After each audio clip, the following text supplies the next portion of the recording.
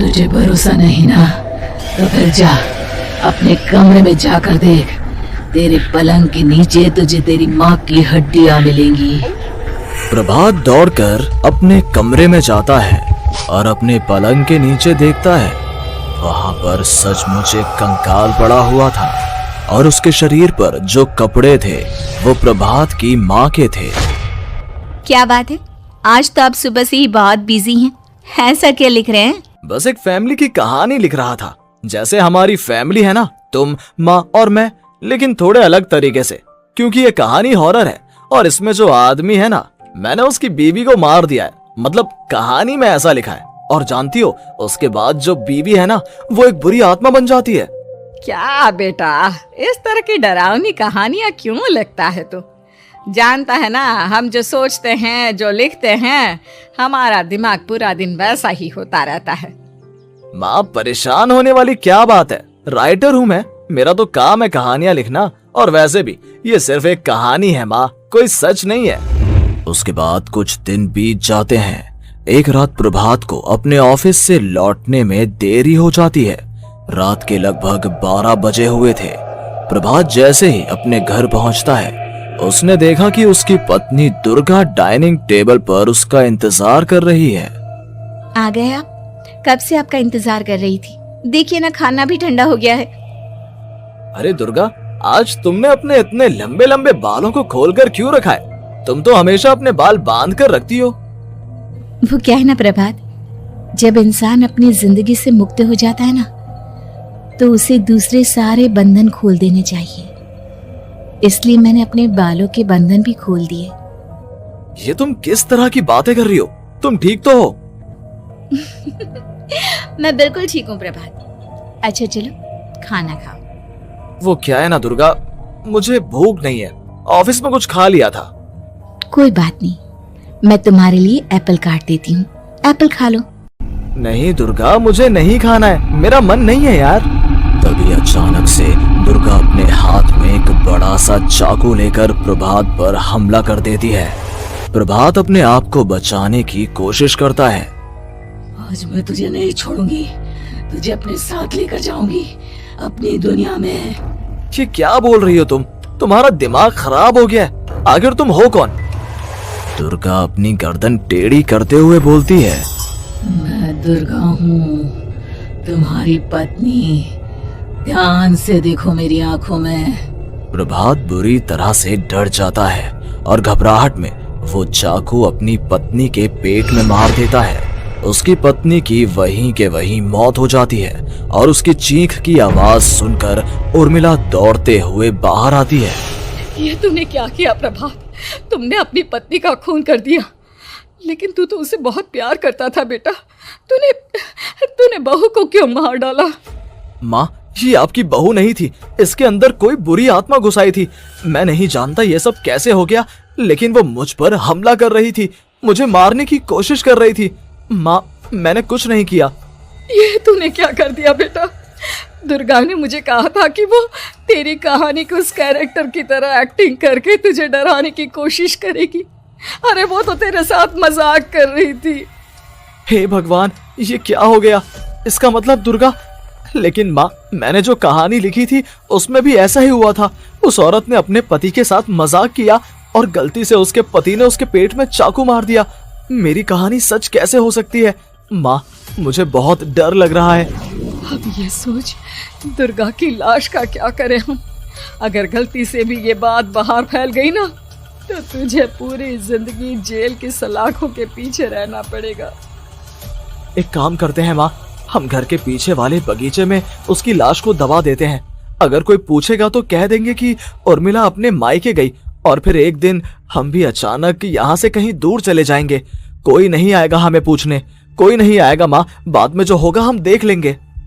प्रभात अपनी माँ उर्मिला की मदद से दुर्गा की लाश को अपने घर के बगीचे में गाड़ देता है। कुछ दिन तो ऐसे ही बीत जाते हैं, लेकिन एक दिन अचानक रसोई से आ रही कुछ आवाजें सुनकर प्रभात की नींद खुलती है। प्रभात ने देखा कि वहां पर एक लंबे बालों वाली औरत दूसरी तरफ चेहरा करके खड़ी हुई थी। कौन है? कौन है वहां पर? अरे कौन हो तुम? मैं दुर्गा हूँ प्रभात। क्या हुआ, मुझसे इस तरह के सवाल क्यों कर रहे हो तुम? तुम दुर्गा नहीं हो सकती। दुर्गा तो प्रभात, मैं तुम्हारी पत्नी हूँ, तुम मुझे कैसे भूल सकते हो?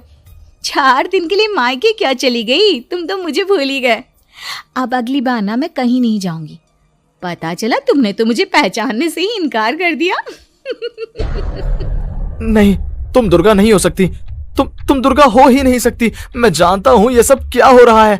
मैंने अपनी कहानी में लिखा था कि उस आदमी की पत्नी की मौत के बाद एक बुरी आत्मा उसका रूप लेकर उसके घर में आ जाती है। तुम वही हो ना? और अचानक से खूबसूरत दुर्गा का चेहरा काला पड़ जाता है। उसकी आंखें लाल हो जाती हैं और पूरे शरीर पर बाल, लंबे नुकीले नाखून, उसके दोनों पैर उल्टे हो जाते हैं और बेहद डरावनी आवाज में वो चिल्लाकर कहती है, बुरी आत्मा, मेरा खून करके मुझे अपने ही घर में गाड़ कर तू मुझे बुरी आत्मा कह रहा है? मैं तुझे छोड़ूंगी नहीं। और अचानक से प्रभात के घर में बेहद डरावनी आवाजें गूंजने लगती हैं। घर में चारों तरफ बहुत सारी बुरी आत्माएं नजर आने लगती हैं। प्रभात घबरा कर अपनी माँ को आवाज देता है, माँ कहाँ है आप? जल्दी आइए माँ, देखिए ना ये सब क्या हो रहा है। प्रभात ने देखा कि अचानक से उसकी माँ कमरे से दौड़ कर आती है। क्या हुआ प्रभात? और ये लोग कौन है? इन सब की गर्दन टेढ़ी क्यों है? इनके बाल खुले हुए। हाँ प्रभात, ये सब लोग तो मुझे मरे हुए नजर आ रहे हैं। हाँ माँ, ये सब लोग मरे हुए ही हैं और ये ठीक वैसा ही हो रहा है जैसा मेरी कहानी में हुआ था। लेकिन मेरी कहानी के हिसाब से तो आप भी। अचानक से उर्मिला का रूप बदल जाता है। वो भी एक डरावने साए की तरह बन जाती है और बेहद डरावनी आवाज में चिल्ला चिल्ला कर कहती है, मर गई तेरी माँ। जानता है, कल रात जब तू सो रहा था ना, तो मैंने उसके शरीर का सारा खून पी लिया। अब बस हड्डियां बची है उसके शरीर में। नहीं, ऐसा नहीं हो सकता। ऐसा बिल्कुल नहीं हो सकता। मेरी माँ नहीं मर सकती। तुझे भरोसा नहीं ना? तो फिर जा, अपने कमरे में जाकर देख। तेरे पलंग के नीचे तुझे तेरी माँ की हड्डियां मिलेंगी। प्रभात दौड़कर अपने कमरे में जाता है और अपने पलंग के नीचे देखता है।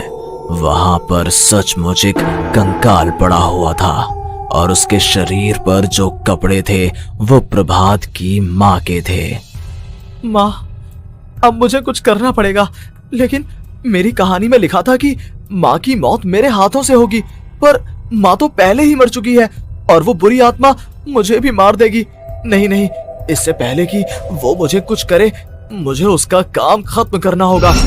प्रभात अपने हाथ में बड़ा सा चाकू लेकर उस बुरी आत्मा पर हमला कर देता है जिसने प्रभात की माँ का रूप लिया हुआ था। और अगले ही पल वो नीचे गिर जाती है और उसके शरीर से खून बहने लगता है। ऐसा नहीं हो सकता। एक बुरी आत्मा के शरीर में तो खून होता ही नहीं है। तो क्या सच में मैंने अपनी माँ को मार दिया? लेकिन अभी कुछ देर पहले तो फिर वो कंकाल किसका है? और ये कौन है? मैं पागल हो जाऊंगा। और अपनी माँ की लाश, इसका मैं क्या करूं? लोग पूछेंगे तो मैं क्या जवाब दूंगा? तभी वहां पर दुर्गा का रूप लेकर जो आत्मा थी उसने प्रभात से कहा, गाड़ दे अपनी माँ को ले जाकर उसी जगह जहाँ तूने मेरा खून करके मुझे गाड़ दिया था। चला जा। घबराया हुआ प्रभात पागलों की तरह अपनी माँ की लाश को लेकर बगीचे में गाड़ देता है। प्रभात की हालत पागलों जैसी हो जाती है। वो अपने आप को अपने घर में बंद कर लेता है। कहानी के हिसाब से तो आगे ये हुआ था कि कहानी लिखने वाले ने उन बुरी आत्माओं से डरकर आत्महत्या कर ली थी। तो क्या मैं भी मर जाऊंगा? क्या मैं भी आत्महत्या कर लूंगा? एक काम करता हूँ, मैं अपनी कहानी का अंत बदल देता हूँ। हाँ, ये मैंने पहले क्यों नहीं सोचा। मैं लिख दूंगा कि कहानी को लिखने वाला आत्महत्या नहीं करता, बल्कि कहीं दूर जाकर नए सिरे से अपनी जिंदगी शुरू करता है। यही सोचकर प्रभात ने अपनी लिखी हुई कहानी को बाहर निकाला और उसे पढ़ना शुरू किया। ये देखकर वो हैरान रह गया कि कहानी का क्लाइमैक्स तो किसी ने पहले ही बदल दिया था। ये क्या? इसमें तो लिखा हुआ है कि आखिर में उस लेखक की पत्नी और माँ दोनों बगीचे में जिंदा दफन थे। बुरी आत्माओं ने उनको कैद करके रखा था और वो लेखक अपनी माँ और पत्नी दोनों को जिंदा बाहर निकाल लेता है। लेकिन ये सब लिख किसने दिया? प्रभात दौड़कर बगीचे में जाता है और वहां पर खुदाई करना शुरू कर देता है। प्रभात देखता है कि वहां पर लकड़ी के 2 बड़े संदूक हैं और उनके अंदर से आवाजें आ रही हैं। प्रभात बचा लो मुझे, अगर थोड़ी देर और हो गई तो वो मुझे छोड़ेगी नहीं। बेटा देखो, मैं इस बक्से के अंदर बंद हूँ, प्लीज मुझे बाहर निकालो, वो बुरी आत्मा किसी भी वक्त मुझे मार डालेगी। प्रभात वो दोनों बक्से बाहर निकालता है और अपनी पत्नी और माँ दोनों को आजाद करवा लेता है। लेकिन तभी वहां पर अचानक से एक बेहद डरावनी और खौफनाक दिखने वाली औरत आ जाती है। तुझे क्या लगा था इतनी आसानी से अपनी पत्नी और माँ को बचा लेगा? बस 5 मिनट और उसके बाद अमावस का चांद आसमान में आने ही वाला है। लेकिन तूने इन दोनों को बाहर निकाल लिया, अब तुझे मरना होगा। नहीं, मैं जानता हूँ मैं नहीं मरूंगा और अब आगे क्या करना है ये भी मुझे पता है। प्रभात, ये बहुत खतरनाक है, हमें मार डालेगी। प्रभात चलो यहाँ से। नहीं दुर्गा, अब मुझे अच्छी तरह से पता चल चुका है कि इस बुरी आत्मा से हम कैसे पीछा छुड़वा सकते हैं। और इतना कहकर प्रभात अपने हाथ में पकड़ी हुई सिंदूर की थैली उस बुरी आत्मा के ऊपर उछाल देता है। कुछ ही देर में वो जमीन पर गिरकर राख में बदल जाती है। ये सब क्या हो रहा था बेटा? ये सब तुम्हारी लिखी हुई इस कहानी की वजह से हुआ है ना? नहीं माँ, पहले मुझे भी ऐसा ही लगा, लेकिन बाद में पता चला कि बरसों पहले हमारे इस बगीचे की जमीन के अंदर किसी को जिंदा गाड़ दिया गया था और बस उसी औरत की आत्मा हमें परेशान कर रही थी। उसी ने मेरे शब्दों में जान डालकर उस कहानी को जिंदा कर दिया था। मुझे माफ कर दो प्रभात, मैंने आपकी कहानी के साथ छेड़छाड़ की थी और उसे बदल दिया था। माफी मांगने की जरूरत नहीं है दुर्गा, तुम्हारे उस बदलाव की वजह से ही आज हम सब जिंदा हैं, क्योंकि आखिर में कहानी में वो हुआ जो तुमने लिखा था।